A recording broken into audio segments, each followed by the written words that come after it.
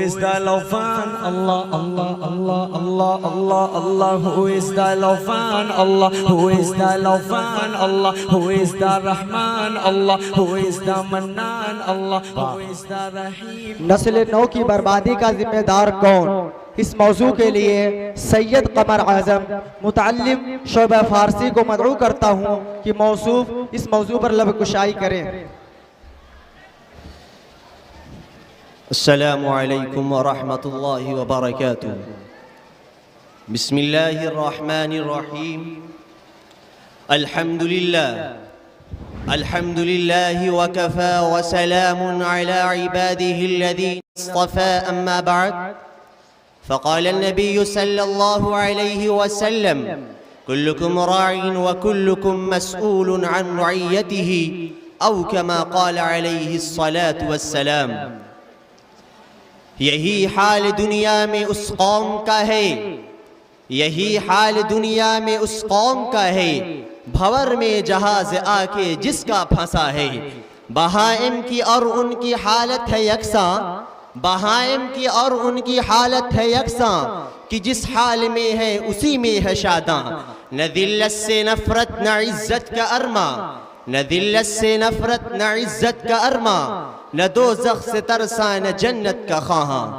حضرات سامعین باوقار، معزز و مکرم اساتذہ کرام و علماء کرام، میں جس موضوع کی ضمن میں آپ سے لب کشائی کی جسارت کرنے جا رہا ہوں وہ دور حاضر کا اہم المیہ ہے۔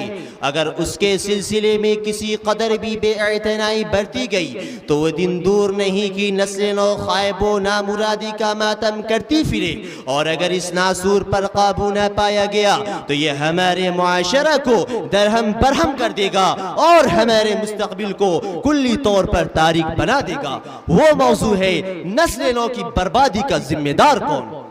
حضرات سامعین باوقار، جب ہم چند قدم پیچھے ہٹ کر اپنے ماضی کے اوراق پلٹتے ہیں اور افراد سازی اور مردم سازی کی طویل فہرستیں ہمارے روبرو آشکارا ہوتی ہیں تو جن میں نہ جانے کیسے کیسے نامور علماء، ادباء اور سیاستداں، وطن پرست اور اخلاق و کردار کے پیکر افراد کی انگنت تعداد سے کتب تاریخ سرشار نظر آتی ہے تو ہمارے احساس کمتری اور غفلت پرستی کی قلعی کھل جاتی ہے۔ بالآخر ہم یہ کہنے پر مجبور ہو جاتے ہیں کہ وہ کون سی چیز تھی جس نے ماضی میں ایسے جانباز سپاہیوں کو اس روئے زمین پر جنم دیا جو وقت کے تمام درپیش مسائل کو چٹکیوں میں حل کرنے کا حوصلہ رکھتے تھے، جنہوں نے دنیا کے ہر چیلنج کا سیلا سپر ہو کر مقابلہ کیا، جن کے نام سے حاکم وقت پر ایک خاص روپ طاری ہو جایا کرتا تھا، جن کی لسانی طاقت کا ایسا اثر ہوتا تھا کہ گویا اس نے سامع کے ذہن میں خنجر اتار دیا ہو، جن کے اقوال و افعال پر اقوام عالم نے صفحات کے صفحات سپرد قلم کر دیے، لیکن پھر بھی ان کی صفات کو بیان کرنے میں پورا نہ اتر سکے۔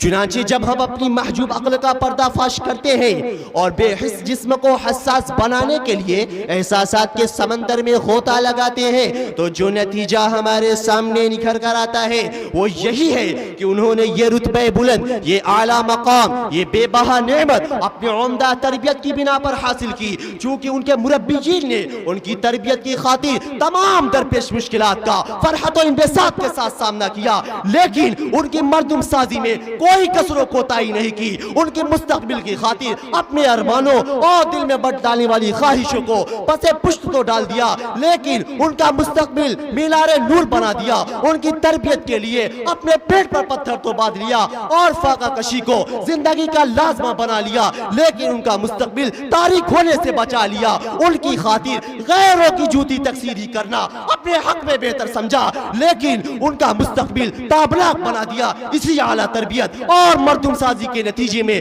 اس روئے زمین پر حضرت شاہ ولی اللہ جیسا محدث پیدا ہوا، حضرت تھانوی جیسا مجدد پیدا ہوا، حضرت مولانا ابوالکلام آزاد جیسا وطن پرست پیدا ہوا، حضرت گنگوہی جیسا فقیہ ملت پیدا ہوا، حضرت تھانوی، حضرت شیخ الہند جیسا مجاہد آزادی پیدا ہوا، حضرت مدنی جیسا جانباز سپاہی پیدا ہوا۔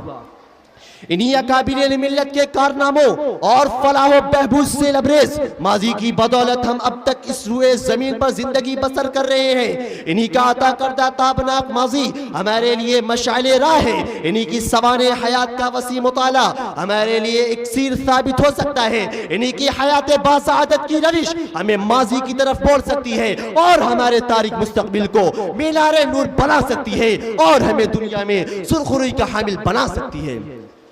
یہ تو ہمارے ان اکابرین کی خوبیاں تھی جو ماضی میں اپنے عمدہ کارناموں سے اپنی ایک تاریخ قلم بند کروا چکے ہیں، لیکن آپ اگر نسل نو کا جائزہ لیجئے تو آپ کا حساس قلب ماتم کے بغیر نہیں رہ سکتا۔ آپ اپنے ماضی اور مستقبل کا موازنہ کر کے شرمسار ہو جائیں گے اور غور و فکر کے سمندر میں غوطہ زن ہو جائیں گے کہ اس قوم کی تباہی میں کیا شک ہے جو اپنے اندر کامل و مکمل نظام حیات رکھتے ہوئے بھی بے سر و سامانی کا شکار ہے۔